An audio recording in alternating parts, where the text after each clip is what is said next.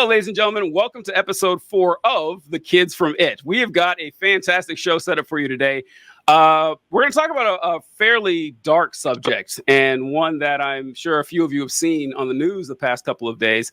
It involves Pastor John Paul Miller. I can't remember the name of his church, but it's somewhere in Solid Rock Church in South Carolina. And I remember seeing a story about this about a week ago. And it was a wild intro that I was not expecting. The guy does a sermon and just does a regular sermon. At the end, he doesn't do an altar call, but instead he announces to the church that his wife is dead. And he says that her death was self-inflicted, which is a weird way to say that. I mean, I don't know. I thought the phrasing was just kind of. It said self-induced, which is even stranger. Yeah. Like that is odd. Yeah. So that was kind of like my first thought from this was how weird this guy was, because like if I was set to give a sermon at a church and I had like a casual acquaintance die, I don't know if I'd be able to go up there and actually give the sermon and then drop at the end, oh, hey, by the way, I'm going through a hard time right now. But if my spouse had died, there's no way I could have done it. So I knew this guy was bad news right away. I mean, just from that right there, normal people don't act that way. But Kayla's done some looking into this. And Kayla, you want to share with the group what you found so far? I've done some sleuthing. Not me. I've been like following the just small handful of people that are really like actually trying to make an impact on the narrative of it. Because if you Google Mica Miller, it's still a lot of suicide, but then her husband was being kind of weird, but not enough coverage for how many questions there are for this thing. First of all, he preached from the pulpit about her a lot. That's really kind of my big thing that I wanted to bring to the podcast about it today. That I thought related to what we talked about, but on almost in like an abusive way, in my opinion. We talked about some of the clips, but in some of them, he talks about her mental health. Like he blatantly says that she struggled with her mental health. I think he says that she's bipolar. I know in the attorney letter says that she's bipolar, and that's medical information, really. Mm-hmm. Who says pastor can whether he's married to you or not can like get up and talk about your mental health? That's not okay. And the thing is there's so many questions. She had filed for divorce, and he was like speaking at this celebration of life service for her yesterday, I believe, at Solid Rock Baptist Church in Myrtle Beach, and he was weird. He said he wished he could raise her from the dead. So he did. Yeah. I tried to send you some of the clips, but I wish I knew how to throw stuff up like you, TJ, and I would, but I'll send you some after. But yeah, he says like weird stuff like that from the pulpit. And whether he killed her or not, there's enough question that her family deserves like more answers about her suicide, just on like a scientific and, closure level for them, from North Carolina, from whoever. I think we were kind of like wondering whether it was a sheriff or a city department that was investigating it. I think it's the sheriff department, the Robeson Sheriff Department. But her family deserves more information, and the pastor was able to basically like blackmail her family with her body to get them to sign over rights to cremate her very quickly, so there'll never be a second autopsy done on her body. It does. People keep, at least on TikTok, guys, people keep being like, where's the toxicology report? Or it was a toxicology report done, or like gunpowder residue tests ran on her hands or his hands when he was, I don't know where he was, in Charleston, allegedly, with his mistress, actually, at the time of her death. But none of those tests were done, and her body was found in water. So that, I don't know, it's 2024 too. Like, why would that not be a test that would be immediately done? But I would assume that maybe there's going to be more information. I hope so. But anyway, the thing that struck me was that he was constantly preaching about her, and Solid Rock Baptist Church still has a lot of his sermons still online. And the first thing I felt whenever I started reading about Mica was how many times I have feared for some girls that are still some of my Haven sisters that married into IFB and went to the colleges and did exactly what they were supposed to do and built lives and now have children. And how many times I've been afraid that something like this was going to happen to them. Honestly, that was my first feeling. And then there's just questions in every area of it. And I think people should talk about it more. I don't know why it's not being talked about more. Kai, have you seen anything about this lately? Anything what Kayla referenced? Or not a whole lot. I just got back on social media in like the last week, so I've kind of been out of it. But did you say he has a mistress? Allegedly, there's not like a whole lot of solid information about him and her online. But the day that Mica allegedly, took her own life, his alibi was that he was in Charleston, South Carolina, with this church member who's her husband's also deceased. And it was, I think, kind of either really weird or very odd circumstances with her husband as well. And they were involved with the church a couple of years ago. I believe he was a quadriplegic. He had been in an accident and something happened to him on a Labor Day that was, whatever. I won't speak more on that. But there's all kinds of strange things like that. I just see that. Carla, you see anything about this? No, honestly, I didn't know anything about it until you guys said stuff. Yeah. Oh, okay. Oh, man. All right. Well, in that case, talk about what you said that you had seen on the news when I asked you about it. That you responded. So, like, what did you hear? How did you hear, TJ?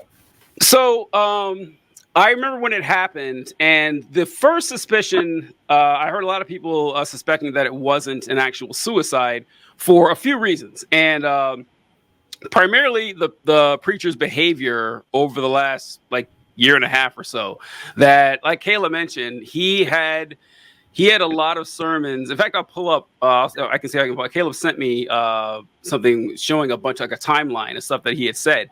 And I'll try to find that. But also, he was just very abusive for her. Like, there was this one time he gave this message sometime, and he was talking about how his wife had this dream to start a school somewhere, like Kenya or something. I can't remember where it was.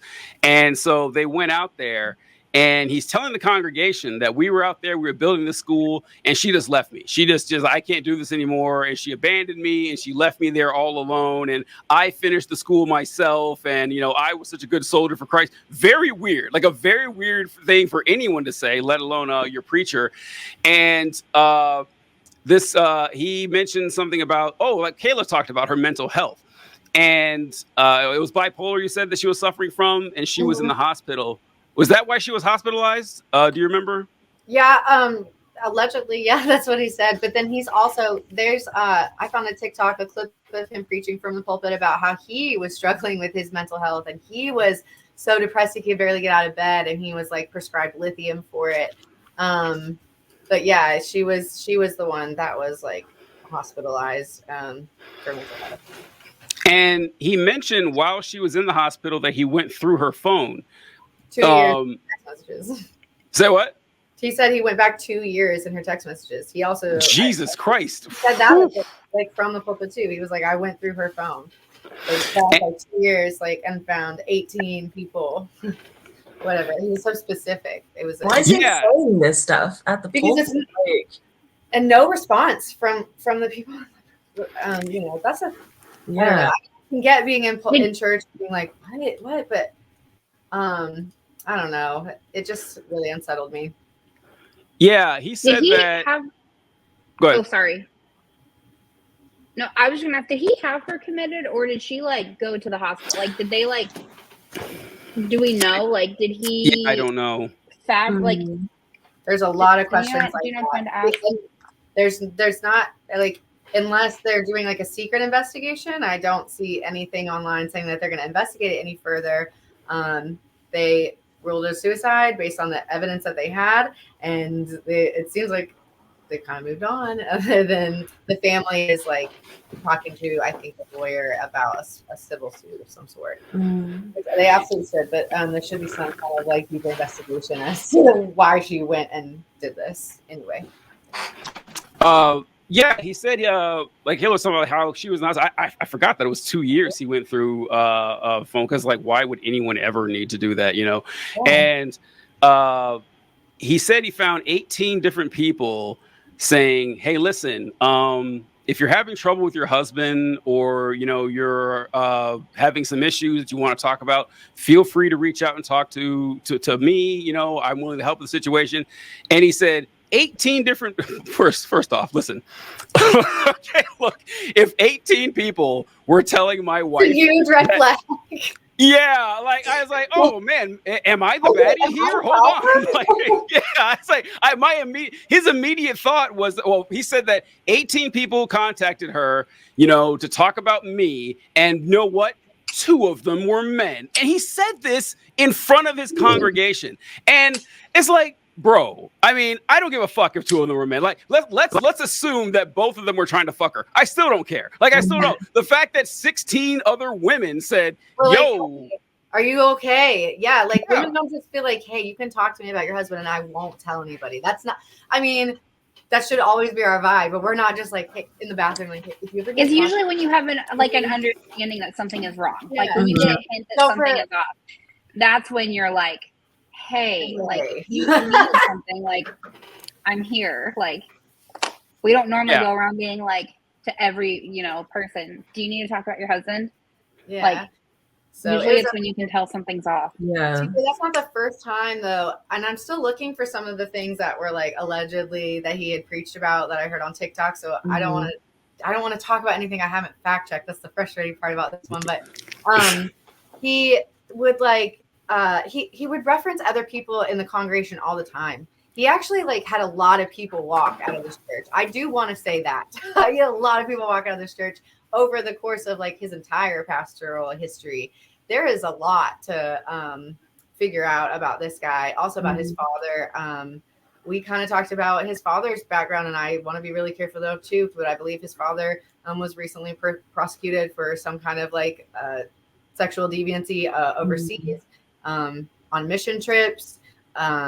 And then so John Paul's first wife also in their divorce affidavit stated that Pastor John Paul had abused or had sexual essay, I think is what we're supposed to say on like podcasts and stuff, with kids under 16 throughout the church. And what's interesting about Mica is that she was their babysitter, and she got married when she was 18. So we talked a lot about the purity culture, but we haven't talked a lot about grooming, and we need to.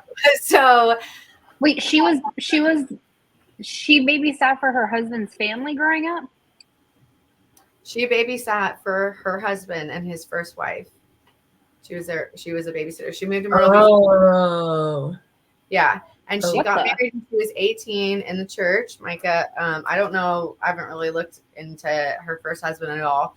But he was really, really young. What happened to everyone? Give a picture of him on the first on a TikTok. But he looks like they look so young. And John Paul married them. He officiated the wedding allegedly. This is messy. It's so messy. It's so messy. What happened and to then his first wife? I do think, according to the thing, I don't know. I mean, I think that she's concerned, and she's like, I think she's concerned, and she's not like, you know, not helping her family. But her family, this is all happened. Oh, so she wasn't found dead or anything. Yeah, no, she's fine. She just got divorced from him. They have, I think, like 5 kids together or something. I don't know. But it does mirror kind of what we touched on last episode 2, is how like the web of the IFB community. But this in particular, I don't know. Solid Rock Baptist Church looks pretty liberal to me, so I'm not trying to clump them into IFB. This is just a tragic thing that happened at a church, I guess. But I don't know. It does mirror a lot of what we're talking about, because it's Baptist, and I know for me, like I live, you know, not too very far to know of some of, you know, the community's style out here, or vibe. I don't know. But it's interesting, but even when he announced her death, TJ, like he not only did those things that you described, but then he was like, "Don't talk about it in church." Yep. Leave silently. Bye. You know, and there are police reports of her being stalked. And I think a lot of the people are pointing the finger towards him as far as like who could have allegedly been stalking her. But that's abusive behavior. It's not just like she killed herself and okay, let's call it a day. There's stuff to kind of figure out here and give to her family. A lot of the questions that get her, don't know.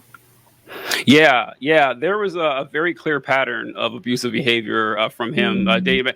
And I can't remember, they were separated.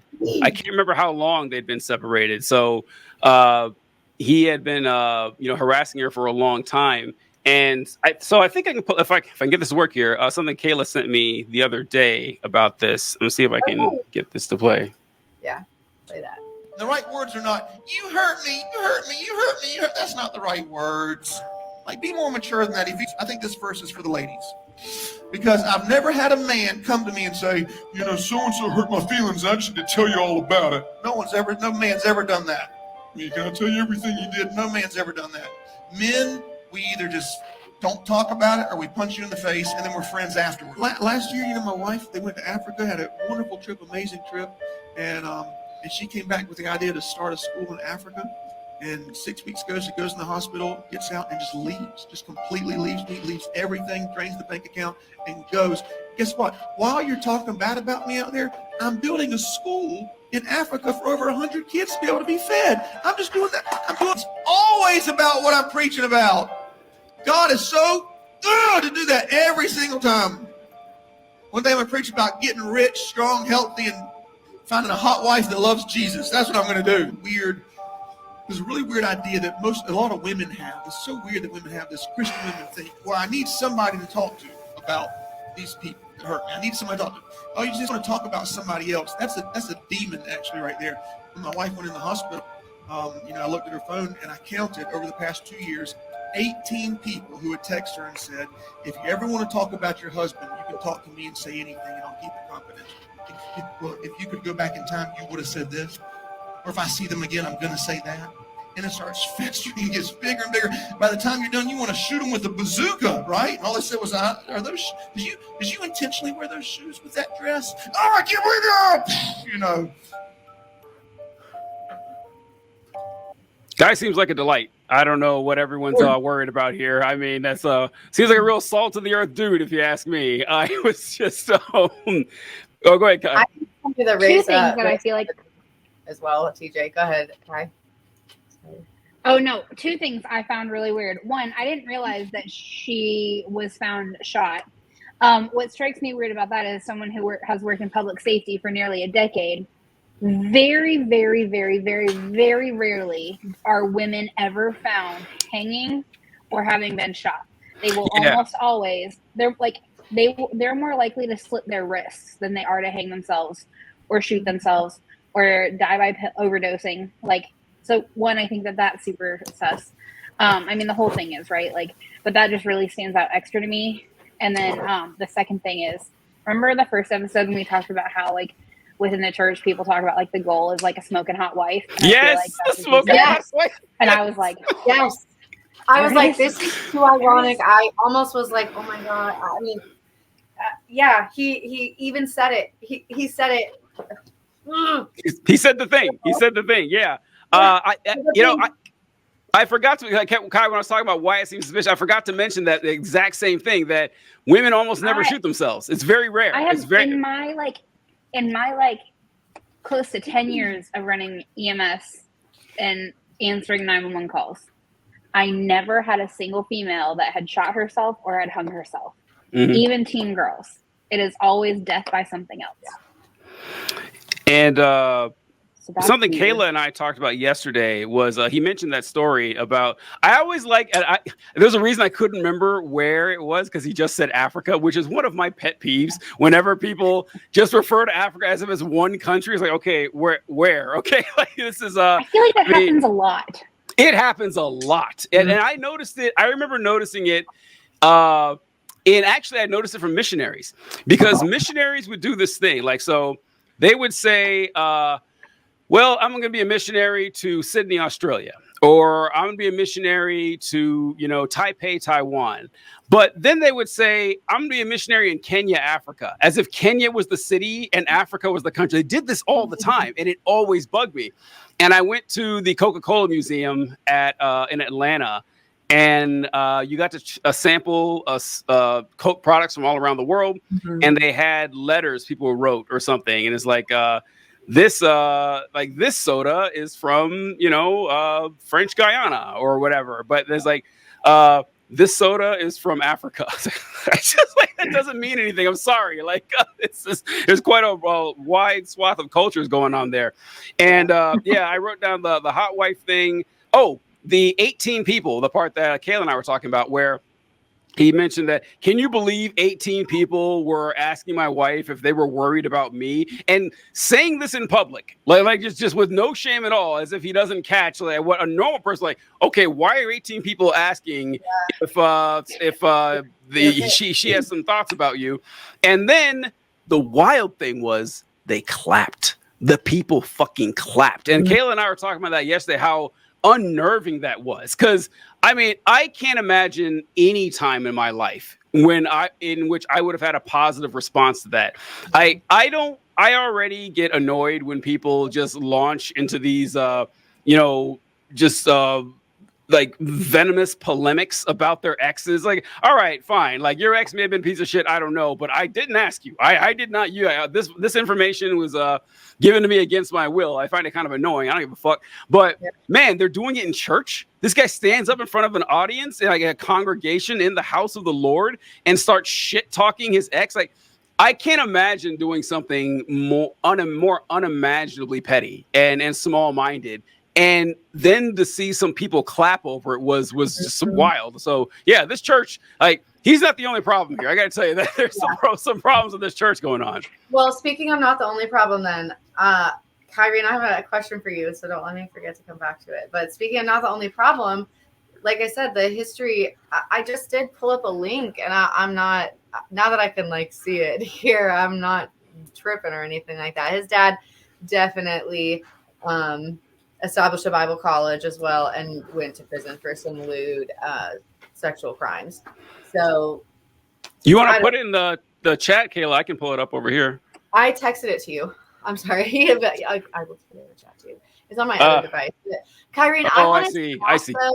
I wanted to ask you, is it normal for even if it's probably most likely a suicide, would it be like normal from your experience for them to not test a body that was found in water, test their lungs for water? I don't know that I know enough about the investigation side of it to make a determination like that. But my logic from what I have seen would be they would have to do a full autopsy, which would include checking the lungs. Right. But that's me speculating. I haven't been on that side of it. But if I had to guess, I've been to calls where they had to call the coroner and they take the body, and to do an autopsy. So I've called the coroner for the people on scene, and usually anything like that, the only time autopsies don't really have to be done, from my experience, is when it's very obvious what the cause is, right? If you're found hanging, or if you've been decapitated, or unless there was foul play that was suspected. I couldn't get over it. I thought it was weird, but I keep thinking surely it's got to be a lack of information thing. I don't know. That's exactly what. So when Kayla, you mentioned that they didn't test for gunshot risk, my first thought was, well, maybe they don't test if it's in the water. I don't know. I have no idea. But then you said that they didn't check the water for lungs to do a toxicology report. I was like, okay, the toxicology report sounds weird for suicide. I figure that's pertinent information for suicide. Because you want to know if the person under the influence or not, or something, maybe. But then I looked it up too, Kai. I found the exact same thing you just said, is that the toxicology is not always done, because sometimes the cause of death is obvious and they don't bother.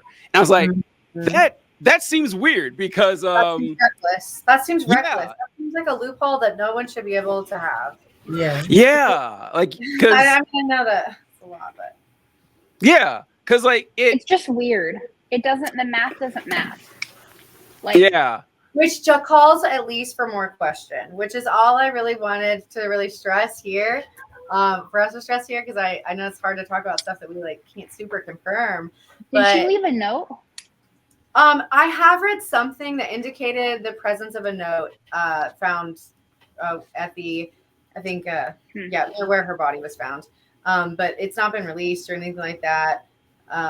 Every article that I've read, when the investigators have been pressed about the supporting evidence, it's just what we had at hand. Like, we made that decision based on this, and I think there was some kind of like vague autopsy.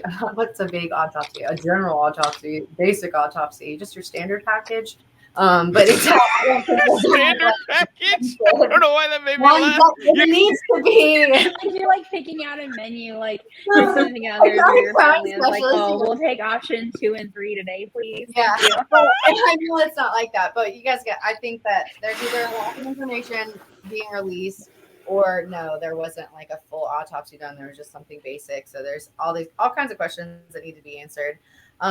Especially considering that she definitely said that she had a stalker. There are hard police complaints and reports of her saying that she had a stalker. There was a report stating, I believe, that there was a GPS tracker found on her car. There's a video of him showing up at the auto mart thing where she was getting the GPS removed. He's there.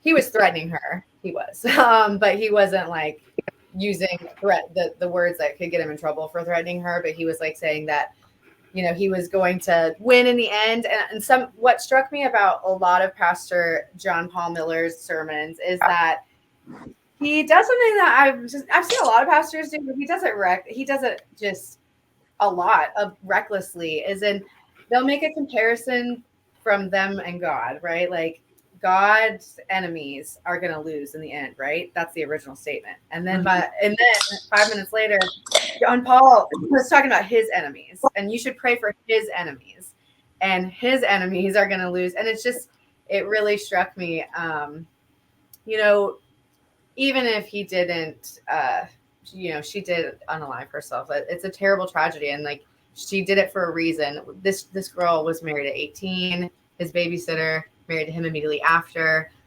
Somebody needs to ask harder questions under a bigger lens, I think. So I'm trying to pull up there's like a news story I saw with the official release from the cops here, because Kai, you asked if she left a note, and like the closest thing to a note is they have a 911. I'm trying to pull it up, that 911 call that she left to the police and said that, hey, my name is Mica Miller and I'm about to kill myself and I want people to know where to find me. And I didn't get to ask you this, Kayla, because like her family is like, understandably wanting to look for more and everything. Did the family say anything about the 911 call? Like if they thought that was her voice? I didn't see anything about that. I couldn't find them talking about it. So her sister recently made a TikTok, and she's posted some of those screenshots that I sent you between Mica and Pastor John Paul. And I don't want to not say the account right. Hold on. On one of Mica's friends' accounts that's really doing a lot of work on exposing some of this stuff. She did make reference to something of that nature, but her sister's been kind of quiet since the autopsy, or since whatever the ruling came back that it was definitely a suicide and they were going to close it. So not anything that I've seen. No official statement. Yeah. And it was understandable. I mean, yeah, it's not something you want to run to. That's of course it's this loading here. I'm trying to think of it here, but yeah, what I have from her that her sister has posted. Let me see. But that was before it was ruled. So, and her dad posted on Facebook after the ruling and said that he was, that the family was still going to pursue justice. So I think that they are. I think that they're just kind of trying to take a beat, Yeah, and legally, you don't want to say anything out of turn that to get it taken care of. And of course, I don't know, the site went down here, but I just had the video ready to go too. I don't see. Okay, I sent the link. Thank you. Here for you, You babe. sent I was like, I cannot figure out how to get this on this computer. Help me. Oh, for the dad. Yeah, for the article I found about the dad. Yeah, I just so we're trying to share this bad boy here because you had mentioned something about Pakistan and I didn't know. Oh yeah, and there's like these videos. Let's see there. Pakistan? Go ahead, say what? Pakistan? Yeah, I don't know. It's very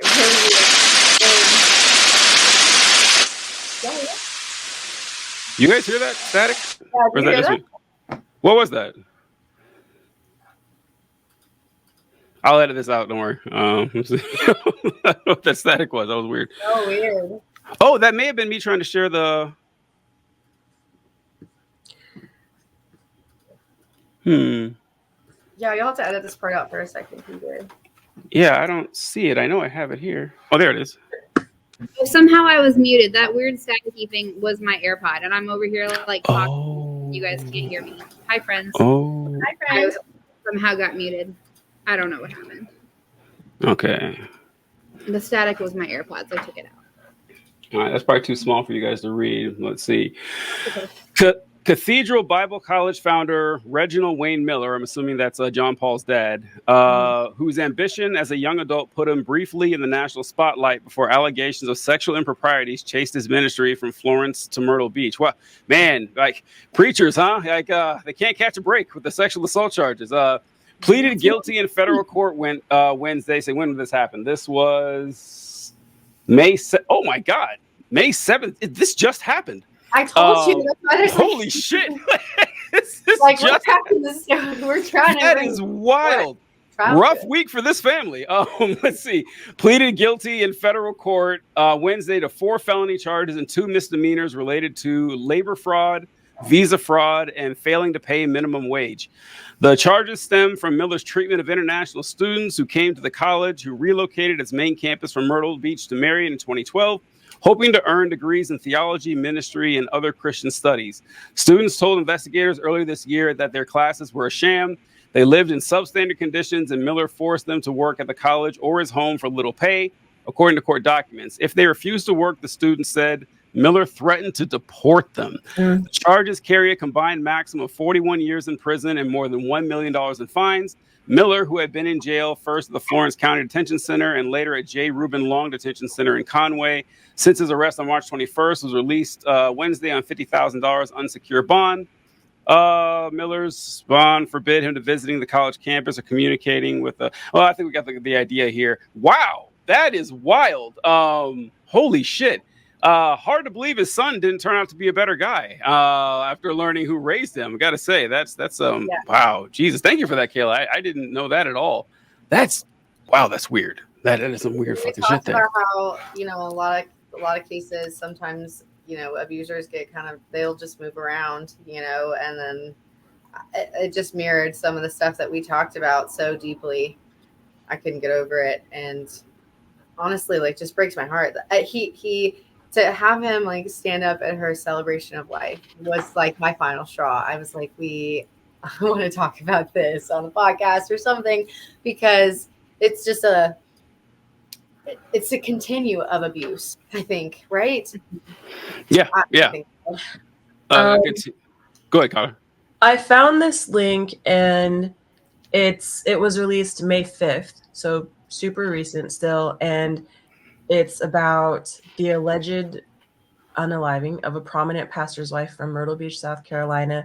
And if you just want to look at this, you don't have to add anything in now, but it has direct quotes from her and a video that she has the quote in talking about basically her being the bride of Christ and her having a heavenly lover, I guess, and then saying what is it? Where is it? Imagine what you can do to me as your like follower. Or Yeah, whatever. like if the Imagine- bride, or if Christ saw his bride being abused and hurt, what would he do? Now, what would the heavenly person of the bride do in that situation? And then saying, if you need help, if you're scared about like how God will look at you when you're leaving a dangerous situation, like reach out to me or something like that. But here is the link just in case you want to read that on your own.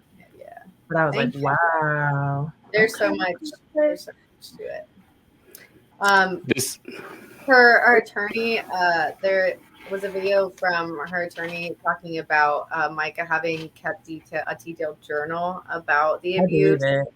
And her attorney was quoted saying that he had been calling her office like over and over and over again, trying to get his hands on the journal or the whatever it is.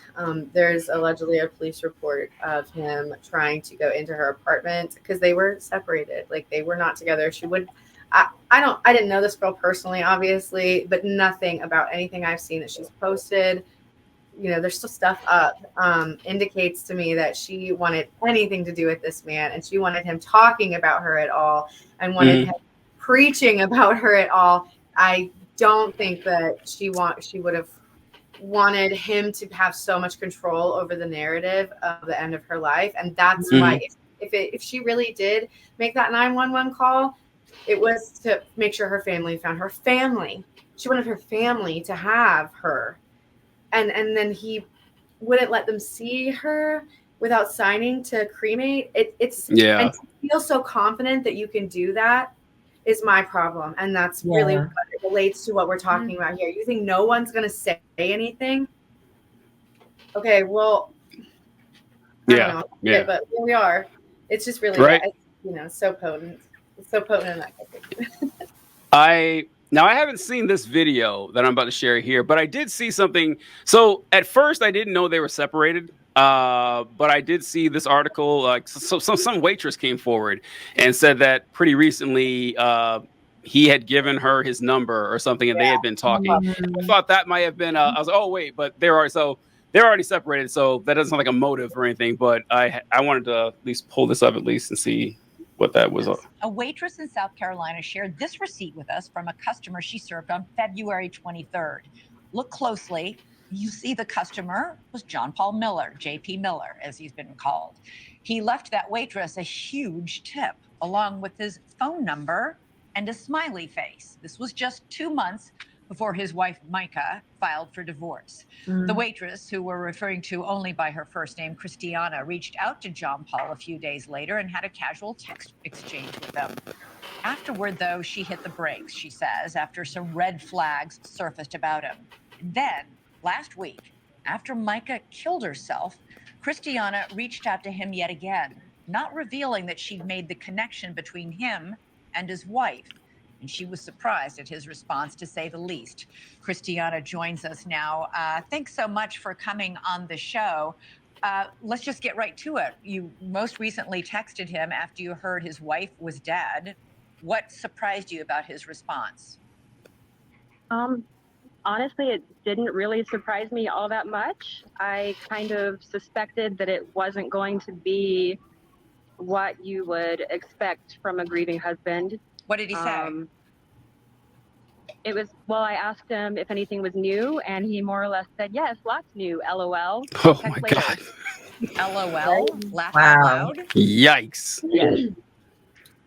All right. And at that point that you said, okay, no more with this guy, right? Actually, I was pretty aware of things from the beginning. I had some suspicions. There were some red flags. I did some research before I even texted him. And then after I did, I spoke with a friend of mine whose friend had a very negative experience, a mortifying experience, really, with him and his church. What happened? And that's her story to tell. I know that she witnessed some things that were not appropriate and faced some harassment when she tried to speak out about it. So let's go back to. I want to show up that receipt again for that bill. Wow, yeah. Sounds like a great guy right there. Holy shit. Yeah. All right, Kayla, which you sent me some I was links just here. sending some more of the. You don't have to play it now. It's just for Okay. reference. But yeah, there. I know that the celebration of life thing was at their church yesterday. He did, whenever he announced her death, he said that he was going to take some time off. So I don't know if he's actively preaching. There was another thing that I read that said that he had recently preached from the pulpit that the church had been donated a jet. That sounded really like far-fetched, but the whole thing did lead me to a lot of question, especially because there's a lot of deaths surrounding him and his dad in general, or not necessarily him and his dad, but there's a lot of deaths surrounding this situation.